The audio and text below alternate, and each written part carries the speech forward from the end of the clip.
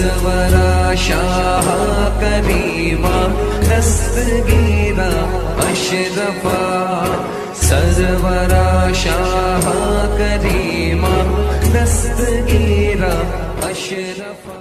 حضرت صدیق اکبر کی شان میں ارشاد فرماتے ہیں سایہ مصطفیٰ مایہ اصطفیٰ عز و ناز خلافت پہ لاکھوں سلام، یعنی اس افضل الخلق بعد الرسل ثانی اثنین ہجرت پہ لاکھوں سلام۔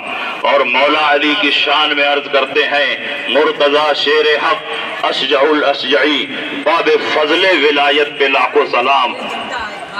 شیر شمشیر زن شاہ خیبر شکن پرتوے دست قدرت پہ لاکھوں سلام۔ عزیزان ملت اسلامیہ، حضرت صدیق اکبر رضی اللہ تعالیٰ عنہ کی شان یہ ہے کہ انبیاء اور مرسلین کے بعد اس امت میں سب سے افضل حضرت صدیق اکبر رضی اللہ تعالیٰ عنہ ہیں، اور اس بات پر جماعت اہل سنت کا اجماع اور اتفاق ہے۔ پروردگار عالم نے اپنے حبیب کی صحبت اور ان کی رفاقت کے لیے جن نفوس قدسیہ کا انتخاب فرمایا وہ انبیاء اور مرسلین میں سب سے افضل تھے، اور اس جماعت میں جو شخصیت سب سے افضل تھی وہ حضرت صدیق اکبر کی شخصیت ہے۔ اور اہل سنت والجماعت کا موقف یہ ہے کہ جو افضلیت کی ترتیب ہے وہی خلافت کی ترتیب ہے، اور جو خلافت کی ترتیب ہے وہی افضلیت کی ترتیب ہے۔ انبیاء اور مرسلین کے بعد سب سے افضل صدیق اکبر ہے تو سب سے پہلا خلیفہ حضرت صدیق اکبر ہے، اس کے بعد عمر ابن خطاب ہے، اس کے بعد عثمان غنی ہے، اور اس کے بعد علی مرتضیٰ ہے۔ صدیق اکبر کی خلافت پر اور ان کی افضلیت اور خلافت کے مستحق ہونے پر ایک تو نہیں بخاری شریف میں بے شمار حدیثیں موجود ہیں، لیکن میں ایک حدیث کی طرف اشارہ کرتا ہوں۔ بخاری شریف جلد اول کتاب الصلاۃ میں یہ حدیث موجود ہے، جب نبی اکرم صلی اللہ علیہ وسلم کا مرض بڑھا، اور یاد رہے کہ 13 دن اللہ کے نبی مرض میں گرفتار رہے، 5 دن دیگر ازواج مطہرات کے پاس رہے، اور 8 دن حضرت عائشہ صدیقہ کے پاس رہے۔ دوشنبہ سے لے کر دوشنبہ تک حضرت عائشہ صدیقہ کے پاس قیام رہا۔ جمعرات کا دن ہے، عشاء کی نماز کا وقت ہے، نبی اکرم صلی اللہ علیہ وسلم کی مرض میں اضافہ ہو چکا ہے، اللہ کے نبی پر بار بار غشی طاری ہو رہی ہے۔ جب ہوش میں آئے اللہ کے نبی نے فرمایا 7 مشق سے مجھ پر پانی بہایا جائے تاکہ غشی دور ہو جائے۔ پانی بہایا گیا، غشی دور ہوئی، اٹھنے کی کوشش کرتے ہیں، ضعف و نقاہت طاری ہے، زمین پر لیٹ جاتے ہیں، پھر اٹھنے کی کوشش کرتے ہیں، زمین پر لیٹ جاتے ہیں، ضعف و نقاہت کے سبب اٹھ نہ سکے، ادھر نماز میں دیری ہو رہی تھی۔ نبی اکرم صلی اللہ علیہ وسلم نے ارشاد فرمایا مروا ابا بکر فلیصلی بالناس، ابو بکر کو حکم دو کہ وہ لوگوں کی نماز پڑھائے۔ حضرت عائشہ صدیقہ نے کہا یا رسول اللہ انہ رجل رقیق لا یستطیع ان یصلی بالناس، ابو بکر صدیق رقیق القلب ہے، نرم دل ہے، آپ بھی جگہ پر کھڑے ہوں گے تو امامت نہیں کر سکیں گے، کسی اور کو حکم دے دیجئے۔ نبی نے فرمایا مری ابا بکر فلیصلی بالناس، ابو بکر کو حکم دو لوگوں کی نماز پڑھائے۔ حضرت عائشہ نے پھر یہی کہا، نبی نے پھر فرمایا ابو بکر کو حکم دو کہ لوگوں کی نماز پڑھائیں۔ یہاں صرف نماز پڑھانے کا مسئلہ نہیں، ورنہ کسی کو بھیج کر نماز پڑھوا دیا جاتا۔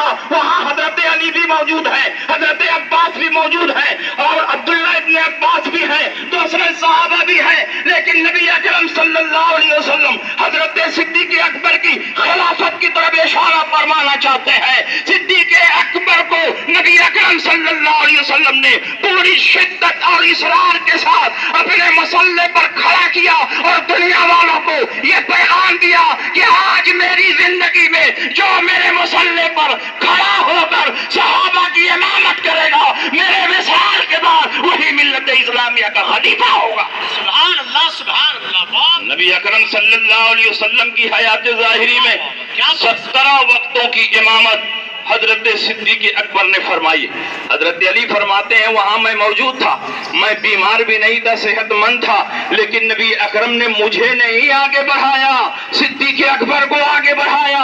یہ اس بات کی دلیل ہے کہ انبیاء اور مرسلین کے بعد سب سے افضل صدیق اکبر ہے, اور جو سب سے افضل ہوگا وہی خلافت کا مستحق ہوگا. اس لیے نبی اکرم صلی اللہ علیہ وسلم نے حضرت صدیق اکبر کو اپنے مصلی پر قائم فرمایا. اور یاد رکھیے, جب مسجد نبوی شریف کی بنیاد رکھی جا رہی تھی تو اللہ کے نبی نے جلسہ سنگ بنیاد کیا. تمام صحابہ, تمام مہاجرین و انصار اکٹھا ہوئے اور نبی اکرم صلی اللہ علیہ وسلم نے سب سے پہلا پتھر اپنے ہاتھ سے رکھا اور صدیق اکبر سے فرمایا ابو بکر میرے پتھر کے بغل میں تم پتھر رکھو, اور پھر عمر سے فرمایا ابو بکر کے بغل میں تم پتھر رکھو, اور پھر عثمان سے فرمایا کہ عمر کے بغل میں تم پتھر رکھو.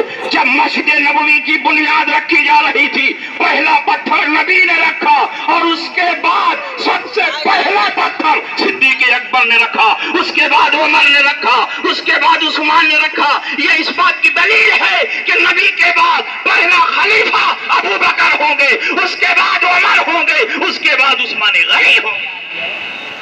لیکن آج کچھ لوگ حب علی کے چور دروازے سے اہل سنت میں رافضیت کو گھسا رہے ہیں. جی بڑی بڑی خانقاہیں حب علی اور حب اہل بیت کے نام پر رافضیت کا جام اہل سنت کو پلا رہے ہیں. میں بتانا چاہتا ہوں کہ تم لوگ اہل سنت والجماعت ہو, مسلک اعلی حضرت کے ماننے والے ہو, امام اہل سنت کی کتابوں کو سامنے رکھو. ہم مولا علی سے بہت محبت رکھتے ہیں, اہل بیت سے محبت کرتے ہیں, کیونکہ اعلی حضرت نے ہمیں یہی تعلیم دی ہے کہ صحابہ سے بھی محبت کرو, اہل بیت سے بھی محبت کرو. اور میرا تو ماننا یہ ہے کہ اس دور میں اہل بیت کو چھوڑ کر صرف اور صرف صحابہ سے محبت کا دعویٰ کرنا یہ خارجیت ہے, اور صحابہ کو چھوڑ کر صرف اور صرف اہل بیت سے محبت کا دعویٰ کرنا یہ رافضیت ہے, اور دوروں سے محبت کرنا یہی مسلک اعلیٰ حضرت ہے.